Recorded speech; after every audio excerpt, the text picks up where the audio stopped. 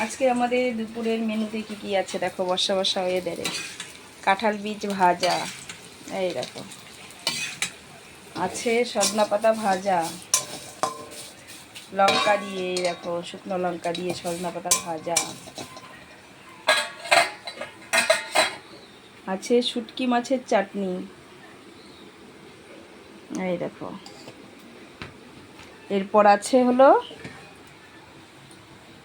ডাল সেদ্ধ, এই দেখো ঘন ঘন পেঁয়াজ রসুনের ডাল, মানে সেদ্ধ কাঁচা তেল দিয়ে। এরপর আছে দেখো কুমড়ি বানাবো দুপুরবেলা, আর হবে